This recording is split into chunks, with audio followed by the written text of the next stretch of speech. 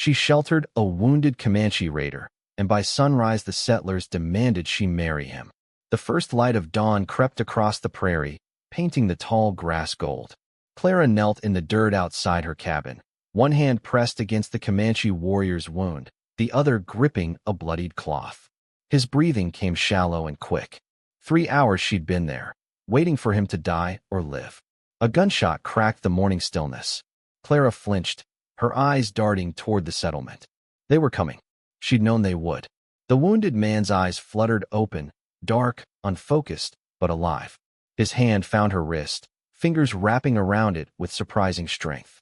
Not in threat, but recognition. Something passed between them in that moment. Understanding, perhaps, or fate. More voices carried on the wind now. Angry voices. Clara made her choice. She hooked her arms beneath the warrior's shoulders and began to drag him toward her cabin door. Each step left a dark smear in the dirt. Evidence. Judgment. The prairie wind picked up, cool against her sweat-slicked face as she pulled him across the threshold and kicked the door shut behind them.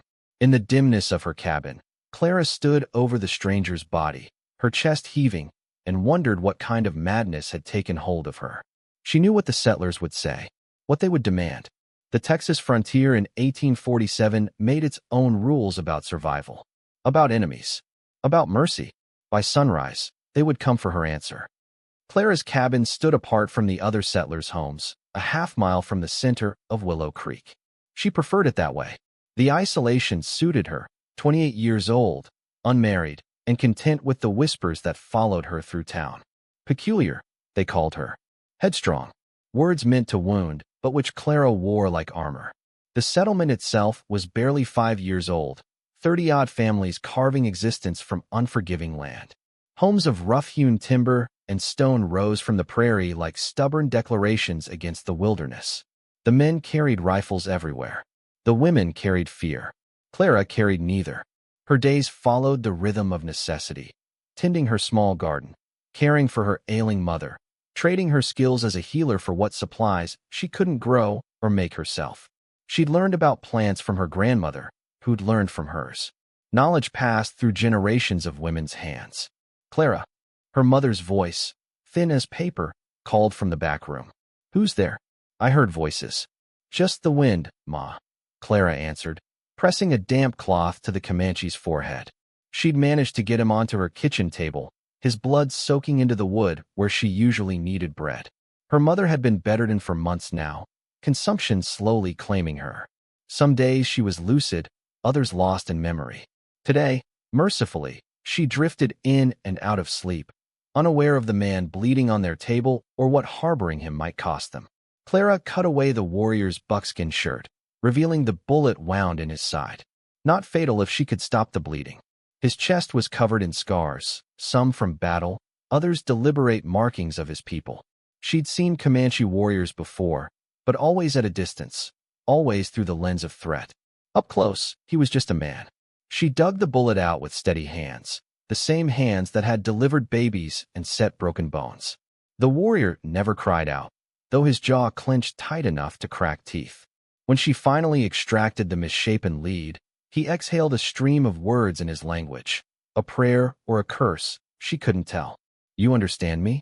Clara asked, pressing a poultice of yarrow against the wound. His eyes found hers. He nodded once. "You got a name?" A long pause. Then, "Tyanada." His voice was rough from thirst. Clara held a cup of water to his lips, watching his throat work as he swallowed. "I'm Clara," she said, "and you picked a bad place to get shot." The evening before, Clara had been gathering firewood at the edge of her property when she heard it, the labored breathing of something wounded. She'd expected a deer or coyote. Instead, she found him collapsed against an oak tree, one hand pressed to his bleeding side, the other gripping a knife. Their eyes met across 10 feet of prairie grass. His hand tightened on the knife. "I'm not armed," Clara said, showing empty palms. The warrior's gaze flickered to the settlement in the distance, then back to her. Blood seeped between his fingers. Whatever raid or skirmish he'd been part of had gone badly for him. Clara should have run, should have called for help. The settlement had lost 3 men to Comanche raids that spring. Hatred ran deep on both sides, fed by blood and vengeance. Instead, she took a step forward. You'll die without help, she said. He watched her approach, knife still raised, eyes growing unfocused. When she reached him, his arm dropped to his side, strength failing. Why? He managed to ask as she examined his wound. Clara didn't answer. She wasn't sure she knew. Now, as morning light filtered through her cabin windows, Clara finished binding Tyanada's wound. He'd fallen into a restless sleep, his breathing steadier. She washed his blood from her hands in a basin, the water turning rust-colored. A pounding at her door made her jump. Clara Prescott. Open up. She recognized Sheriff Holloway's voice. Wiping her hands on her apron, Clara took a deep breath and opened the door just wide enough to show her face. The sheriff wasn't alone. Behind him stood 5 men from town, including William Abernathy, whose son had been killed in a raid 3 months prior. Their expressions ranged from concern to barely contained rage. Morning, Sheriff, Clara said, keeping her voice steady. There's blood on your doorstep, Clara, Holloway said, his weathered face grim. And Ben Franks says he saw you dragging something inside before dawn. Ben Franks and his loose tongue. Clara's jaw tightened. I found a wounded deer, she lied. Tried to save it, but couldn't. William Abernathy stepped forward, his face flushed. Then you won't mind if we take a look inside. I would mind, Clara said. My mother's resting. Step aside, Clara, the sheriff said, his hand moving to rest on his pistol. Not a threat. Not yet. But close. Clara held her ground. You got a warrant, Sheriff? The men exchanged glances. Holloway's expression hardened. We don't need warrants out here, and you know it. Now, there's talk of Comanche in the area. Raiding party hit the Wilkins place last night. 2 dead. Clara's stomach dropped. She hadn't known. That explained Tyanada's wound and complicated everything. I haven't seen any raiders, she said, which was technically true. She'd seen only one, and he wasn't raiding anymore. Clara, the sheriff's voice softened slightly. If you're hiding something, or someone, you're putting the whole settlement at risk. Behind her, a floorboard creaked. Clara's heart stuttered as she realized Tyanada had woken. If he made any sound now, I'll come by the settlement later, she said firmly. Check on the Wilkins family. But right now, I need to tend to my mother. The sheriff studied her face for a long moment. Clara met his gaze, unflinching. All right, he finally said. But this isn't finished. As the men turned to leave, William Abernathy lingered. Your father was a good man, Clara, he said quietly. He died protecting this settlement from savages. Remember that. Clara closed the door, her hands trembling now. She leaned against it, listening to the men's footsteps fade. When she turned, Tyanada was watching her from the table, his dark eyes unreadable. They'll come back, he said in accented English. Clara nodded. I know. Why help me? He asked again. She moved to check his bandages, buying time before answering. My grandmother taught me healing is sacred. You don't choose who deserves it. Your people and mine are enemies. I noticed, Clara said dryly. Were you part of the raid last night? Tyanada's expression closed. We take back what was taken. Your people push farther onto our hunting grounds each season. And killing helps that. Does it help when your soldiers kill our women and children? He countered. Clara had no answer for that. The brutality went both ways. She'd heard the stories from both sides, atrocities that made her stomach turn. Can you walk? She asked instead. Tyanada pushed himself up on one elbow, wincing. Not far. Not yet. Then we have a problem, Clara said. Because when they come back, they'll kill you. And probably me too, for helping you. Something flickered in his eyes. Concern, perhaps. Then why not give me to them now? Clara turned away, busying herself with cleaning up the bloody rags. Too late for that, she murmured. They'd never believe I helped you out of simple decency. The truth hung unspoken between them. In the eyes of the settlement, she'd already betrayed them. There would be a price to pay. As the day wore on, Clara tended to her mother, changed Tyanada's bandages, and watched the road for visitors. None came, but the reprieve wouldn't last. She knew how fear worked in small communities, how quickly it festered into action. Tyanada slept fitfully on a pallet she'd made near the fireplace. Clara found herself studying him when his eyes were closed, the strong lines of his face, the scars that told stories she couldn't read, the peaceful expression that made him look younger than she'd first thought. Perhaps 30, not much older than herself. When he woke in the late afternoon, she brought him broth and cornbread. He ate slowly, conserving strength. Your mother, he said, nodding toward the back room. She is very sick. Clara nodded. Consumption. She won't see winter. You have no husband? No family to help. My father died in a skirmish 3 years ago. My brother went east for schooling and never came back. She shrugged. It's just us. Tyanada considered this. Among my people, no one is alone. The band is family. It's different here, Clara said. People help when it suits them, when it doesn't cost too much. And helping me? What will that cost you? Clara met his gaze. I don't know yet. As evening approached, Clara checked the wound again. The bleeding had stopped, and there was no sign of infection yet. Tyanada watched her work, his expression thoughtful. You have healer's hands, he said. Strong but gentle. Clara felt her cheeks warm at the unexpected praise. My grandmother was better. She knew remedies I've forgotten. My sister is a healer, Tyanada said. She would approve of your methods. The casual mention of his family humanized him further. Clara found herself wondering about his life. The people who waited for his return, who would mourn if he didn't. Why were you alone? She asked. Raiders usually travel in groups. Tyanada's expression darkened. We were separated. The others will have returned to our camp by now. They won't come looking for you. They will think I am dead. Or captured. His eyes met hers. Which am I? Before Clara could answer, hoofbeats approached outside. She moved to the window, peering through the gathering dusk. A single rider, Sheriff Holloway. Stay quiet, she whispered to Tyanada, then went to the door. The sheriff dismounted slowly, his face grave in the fading light. He removed his hat as Clara opened the door. Evening, Sheriff, she said, trying to sound normal. Clara, he nodded. May I come in? She hesitated, then stepped back, allowing him entry. Her eyes darted to the pallet by the fireplace, empty. Tyanada had vanished. The sheriff glanced around the cabin, his gaze lingering on the blood-stained table Clara hadn't had time to scrub clean. Quite a mess for one deer, he observed. Clara said nothing. Holloway sighed, setting his hat on the table. I've known you since you were knee-high, Clara. Your father was my friend. So I'm going to speak plain. The settlement's in an uproar. The Wilkins boys are dead, and there's tracks showing at least one wounded Comanche headed this direction. And you think I'm harboring him? Clara said flatly. Are you? Clara met his gaze. What happens if I am? The sheriff's expression softened with something like pity. Then God help you, because I can't. William Abernathy is rounding up men right now. They'll be here by dawn, and they won't take no for an answer. Fear coiled in Clara's stomach. They have no right. Rights? Holloway laughed bitterly. Out here, the only rights are what men with guns say they are. You know that. A board creaked from the direction of her mother's room.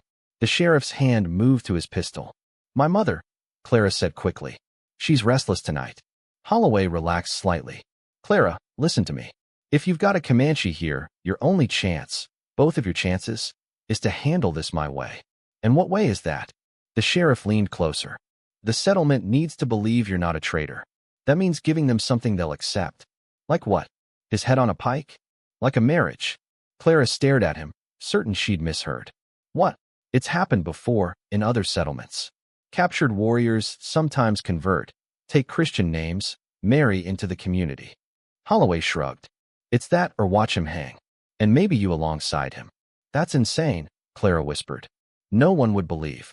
They'll believe what they want to believe, the sheriff cut in. A good Christian woman, saving a savage's soul through marriage. It's a story they can stomach better than a woman betraying her own kind. Clara's mind reeled. And if I refuse? Holloway put his hat back on, his expression grim. Then I suggest you both be gone before dawn. But know this, they'll hunt you. Both of you. After the sheriff left, Clara stood frozen in the center of her cabin, his words echoing in her mind. Marriage. To Tyanada. The absurdity of it would have made her laugh if the alternative weren't so deadly serious. He speaks truth. Tyanada's voice came from the shadows near her mother's room. He stepped forward, moving stiffly but steadier than before. They will kill us both. You understood all that. He nodded. I lived at a mission for 2 winters as a boy, before I ran away. Clara sank into a chair, suddenly exhausted. I can't marry you. It's ridiculous. Why? There was genuine curiosity in his voice. Because I am Comanche? Because I don't know you? Clara said. Because marriage should mean something. Among my people, Marriages are often arranged for alliance between bands, Tyanida said. The knowing comes after. Clara looked up at him, really looked. In the firelight, his features seemed softer, less foreign. And what about what you want? Would you take a white woman as wife, even in name only? Something flickered in his eyes. Amusement, perhaps. I already have a wife. Clara blinked. Oh, she died 2 winters ago. Fever. His voice remained steady, but pain shadowed his eyes. With our son. I'm sorry, Clara said softly. Tyanida moved to the window, looking out at the darkening prairie. Your sheriff is right. They will come at dawn. We must decide. Clara joined him at the window. Out there in the darkness, men were gathering, their anger building with each passing hour. By morning, they would want blood. If we ran, she said slowly, where would we go? Tyanida glanced at her, surprise evident in his expression. You would leave? Your mother? Your home? Clara looked toward her mother's room, conflict tearing at her heart. I don't know, she admitted. I need to understand all our options. My people are camped 3 days' ride west, Tyanida said. But the journey would be dangerous. For both of us. The unspoken truth hung between them. Clara would never be accepted by his people, just as he would never be truly accepted by hers. They were proposing impossible choices. And if we stay? Clara asked. If we marry? Tyanida studied her face. Then we lie? We play the parts they want. Until I am healed enough to leave. And then what? I'm left here as the woman who married a Comanche who abandoned her. Better abandoned than widowed, he said quietly. Clara couldn't argue with that logic. She turned from the window, her mind racing through possibilities, each more impossible than the last. I need to think, she said. Check on my mother. In her mother's room, Clara found the old woman awake, her eyes clear for the first time in days. Who were you talking to? Her mother asked, voice barely above a whisper. Clara sat on the edge of the bed, taking her mother's frail hand. A visitor, Ma. Someone who needed help. Her mother's fingers tightened slightly. I heard. The sheriff. Marriage. Clara's heart sank. You shouldn't worry about. Your grandmother, her mother interrupted. My mother, she had a Comanche friend. Before the Troubles, they traded medicines. Her breathing grew labored with the effort of speaking. People forget there was peace once. Clara stroked her mother's hand, surprised by this revelation. I didn't know. So much you don't know, her mother whispered. So much I should have told you. She fell silent, her energy spent. Clara sat with her until she drifted back to sleep, the revelation turning over in her mind. Her grandmother, the woman who'd taught her healing, had known and worked with Comanche. Perhaps the world wasn't as black and white as the settlement wanted her to believe. When Clara returned to the main room, Tyanida was sitting by the fire, his face solemn in the dancing light. Your mother? He asked. Sleeping now, Clara said.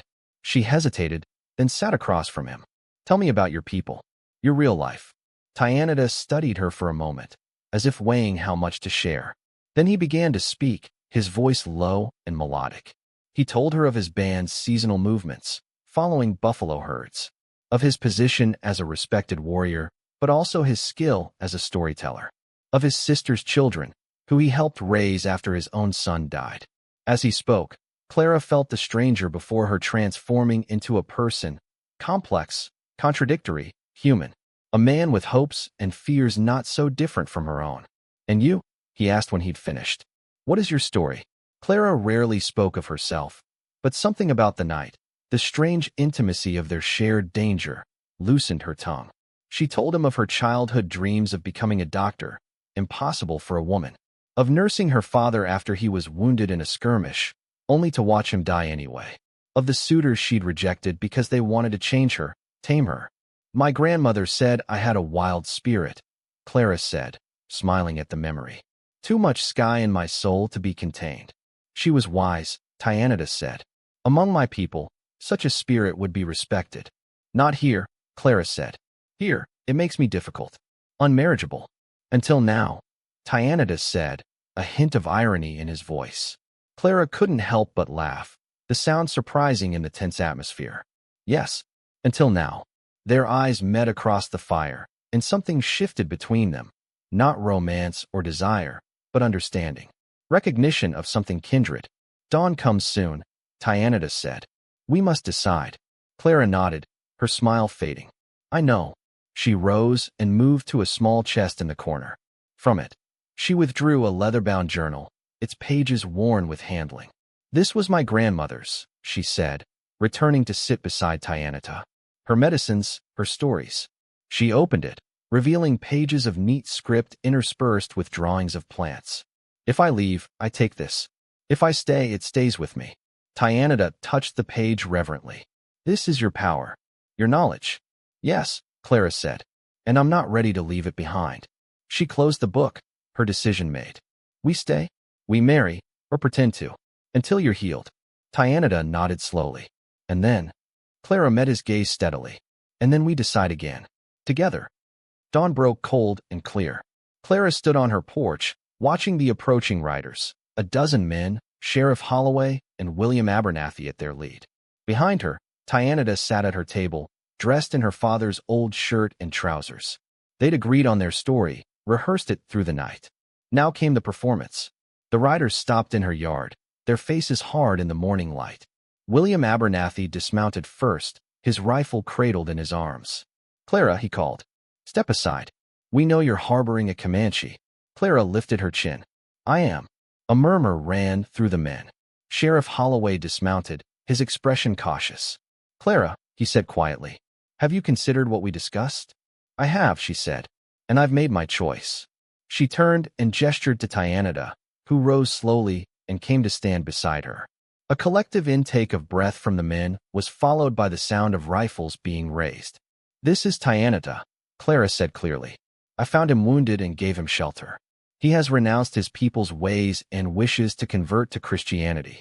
William Abernathy spat on the ground. Convenient conversion. Right after his people murdered my friend's sons. He wasn't part of that raid, Clara said, the lie coming easily now.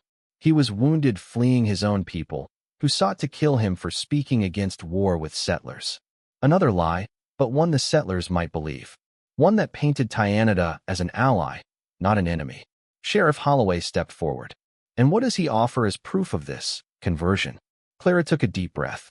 He has asked to marry me, to become part of this community. The silence that followed was absolute. Clara could feel Tyanata's presence beside her, solid and unwavering. Whatever happened next, they faced it together. William Abernathy was the first to recover. This is an abomination, he snarled. No Christian woman would marry a savage. I would, Clara said steadily. And I will. Sheriff Holloway raised a hand, silencing Abernathy's next outburst. Clara, may I speak with you privately? She nodded, following him a few paces from the porch. The other men watched, their expressions ranging from disgust to morbid curiosity. You're playing a dangerous game, Holloway said quietly. Even if they accept this marriage, they'll never truly accept him. I know, Clara said, but it buys us time. The sheriff's eyes narrowed. Us.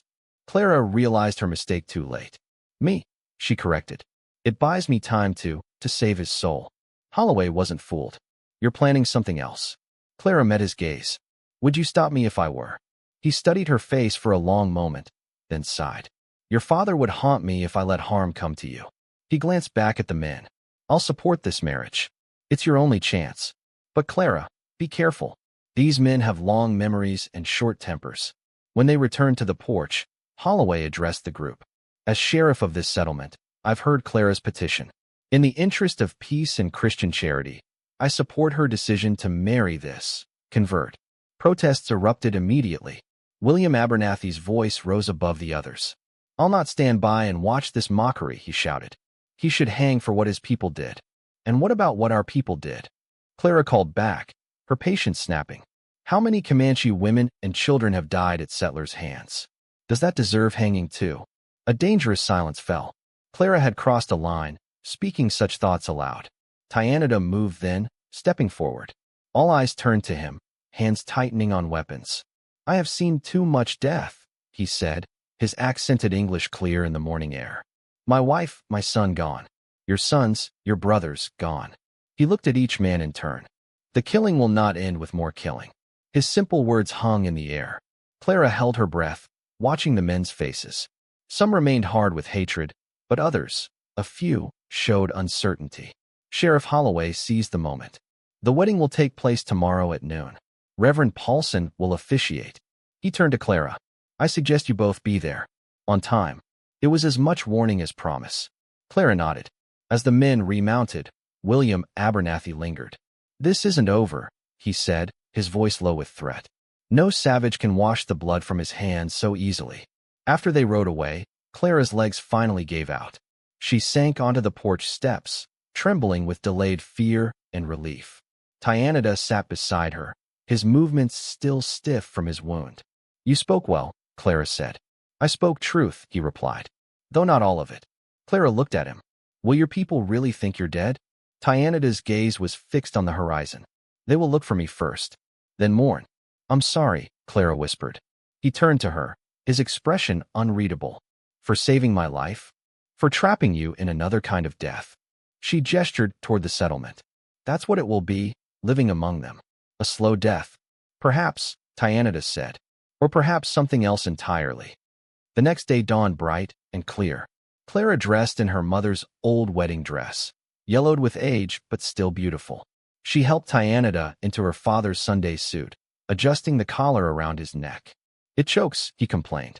Welcome to civilization, Clara said dryly. Her mother was having one of her better days. Clara had explained everything, expecting shock or disapproval. Instead, her mother had simply nodded. Life finds strange paths, she'd said. Follow yours with courage. Now, as Clara prepared to leave for the settlement church, her mother beckoned her close. The journal, she whispered. Did you show him? Clara nodded. Last night. What she didn't say was how Tyanida had recognized some of the plants, how he'd added his people's knowledge to her grandmother's notes, how they'd stayed up late, sharing healing traditions across cultures. How, in those quiet hours, something had shifted between them. Not love, not yet, but possibility. Her mother pressed something into her hand, a small leather pouch on a cord. Your grandmother's. For protection, Clara slipped it around her neck, tucking it beneath her dress. Thank you. Be happy, her mother said. Whatever path you choose. The ride to the settlement was tense. Clara drove the wagon, her mother too weak to attend. Tyanida sat beside her, his face impassive but his eyes alert, scanning for threats. The entire settlement had turned out for the spectacle. Women whispered behind hands as Clara and Tyanida walked toward the small white church. Men watched with hard eyes, hands never far from weapons. Reverend Paulson waited at the altar, his expression troubled. Sheriff Holloway stood nearby, a silent guardian against violence. The ceremony was brief, stripped of joy or celebration. Clara spoke her vows clearly, her eyes meeting Tyanida's as she promised things she never thought she'd promise anyone, let alone a man she'd known for 2 days. When Tyanida spoke his vows, his voice carried a dignity that silenced even the whispers. He stumbled over some words, but his intent was clear. He was committing to this charade with the same seriousness as she was. I now pronounce you man and wife, Reverend Paulson said, his voice flat. What God has joined together, let no man put asunder. No one clapped. No one offered congratulations. Clara felt the weight of judgment as they walked back down the aisle, husband and wife in name only. Outside, William Abernathy waited, his son's widow beside him. The young woman's face was streaked with tears. You dishonor my son's memory, she said to Clara. Marrying the enemy. Clara stopped, Tyanida's hand firm at her elbow. I'm sorry for your loss, she said sincerely. But hatred won't bring him back. And what will? The widow demanded. Forgiveness? For animals who kill without mercy. Tyanida spoke then, his voice gentle. I lost my wife too. And my son. To soldiers who thought my people were animals. The widow stared at him, momentarily speechless. Grief knows no tribe, Tyanida continued. It cuts all hearts the same. For a moment, something like understanding flickered in the woman's eyes. Then William pulled her away, his glare promising future retribution. As they drove home, Clara felt the weight of what they'd done settling over her. They were married now, bound by law if not by choice. What came next was uncharted territory. Will they accept us? Tyanida asked as the cabin came into view. Clara shook her head. Not truly. Not for a long time, if ever. Then why stay? It was the question that had haunted her since the sheriff's visit. Why stay in a place that would never fully accept either of them? Because running solves nothing, Clara said finally. Because change has to start somewhere. Tyanida nodded slowly. Among my people, there is a saying. The path that seems hardest is often the one we must walk. As they reached the cabin, Clara saw her mother at the window, watching their return. The sight crystallized something in her heart, a certainty that, whatever came next, this impossible marriage was the right choice. Not for the settlement's approval, but for the possibility it represented. "We'll make our own path," she said, as much to herself as to Tyanida. "Somewhere between your world and mine." Tyanida helped her down from the wagon, his hand strong and sure. In that moment, with the prairie stretching endless around them and the future uncertain before them, Clara felt something she hadn't expected: hope. Not the easy hope of fairy tales, but the hard-won hope of frontiers. The hope that comes from choosing compassion over hatred, understanding over fear. The hope that, in one small corner of a divided land, two people from different worlds might find common ground. It wasn't love. Not yet. But it was a beginning. Total _char_count, 27,156.